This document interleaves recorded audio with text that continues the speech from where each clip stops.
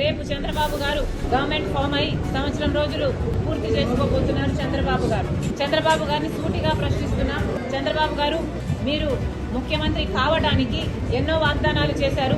మేనిఫెస్టోలో ఎన్నో అంశాలను పెట్టారు. సూపర్ 6 మరి ముఖ్యంగా ప్రతి సభలోనూ ఊదరగొట్టారు. సూపర్ 6 నేను అమలు చేస్తానని ప్రజలందరినీ నమ్మబలికించారు. మరి ఈ రోజు సంవత్సరం రోజులు అయిపోయింది. సూపర్ 6 ఏమైంది చంద్రబాబు గారు అని కాంగ్రెస్ పార్టీ ప్రశ్నిస్తుంది. సూపర్ 6 సూపర్ ఫ్లాపేనా? చంద్రబాబు గారు సమాధానం చెప్పాల్సిన అవసరం ఉంది. సంవత్సరం రోజులు అయిపోయింది, మీరు వాగ్దానాలు చేశారు. సంవత్సరం రోజులు దాటిపోయింది అంటే ఈ వాగ్దానాలు నిలబెట్టుకునే ఉద్దేశం ఉందా లేదా? ఏదైనా వాగ్దానాలు చేసి అధికారంలోకి వస్తే అధికారంలోకి వచ్చిన వెంటనే ఆ వాగ్దానాన్ని నిలబెట్టుకుంటారు అని ప్రజలు అనుకుంటారా? లేకపోతే ఇలా కాలయాపన చేసుకుంటూ ఆఖరి సంవత్సరంలోనో లేకపోతే మళ్ళీ ఎలక్షన్లకు పోకముందో మీరు వాగ్దానాలు నిలబెట్టుకునే ఉద్దేశం